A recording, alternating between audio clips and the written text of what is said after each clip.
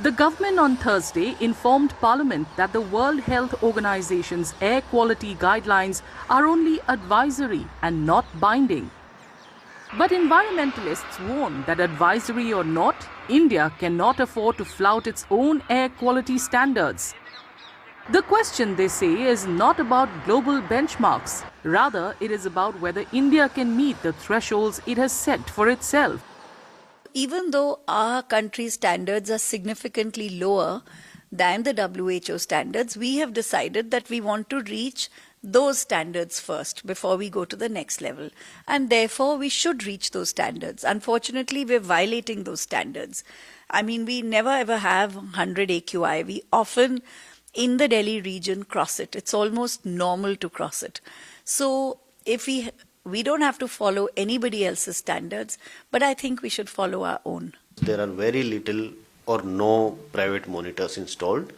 It's mostly the government monitors, 560 something across 290 odd cities.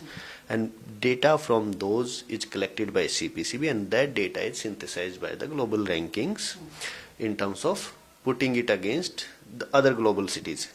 And that, because of that point, saying that the global rankings are not done by Indian institutions or the government is true, but they don't reflect any wrong data. It is the government data, and whatever those rankings say is right. The pollution levels in Indian cities is way higher than anywhere in other global cities.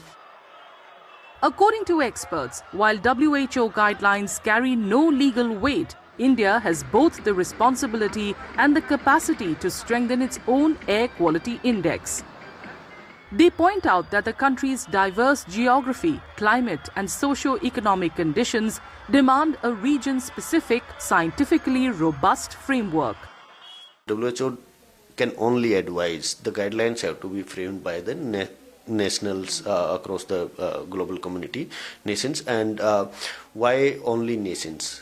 Why can't even states formulate their own guidelines? And for that matter, WHO can give an advisory direction. The issue has become a flashpoint during the ongoing winter session of Parliament. Opposition MPs are pressing the government to review AQI parameters and align them closer to international benchmarks, citing rising pollution levels across several cities.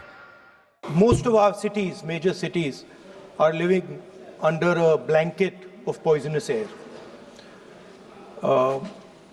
Millions of children are getting lung disease, their future is being destroyed, people are getting cancer, older people are struggling to breathe. Everybody in this house would agree that air pollution, the damage it is doing to our people, is something that we would like to cooperate on. I think it's important that the government develops a plan for how to get rid of air pollution in our cities.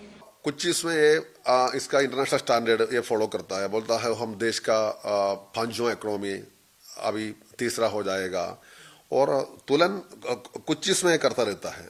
लेकिन air quality index में एक international system है ना, वो व्यवस्था है. ये comparison बहुत इम्पोर्टेंट है, क्योंकि सिर्फ हमारा स्टैंडर्ड से हमको काम नहीं चल सकता. तुलन कैसा करेगा न्यूयॉर्क से और बीजिंग से? कुछ साल पहले बीजिंग शहर बहुत बुरा था हवा क्वालिटी के बारे में, लेकिन अभी ठीक हो गया. तो इंटरनेशनल स्टैंडर्ड और इंटरनेशनल जो टेक्नोलॉजी है ना, इसका सारा यूज करना चाहिए. बिना ये सोल्व करना मुश्किल है. On Friday, Delhi choked under a thick blanket of smog, with the air quality index settling at 332, well into the very poor category, highlighting the urgent need for stricter enforcement of existing standards.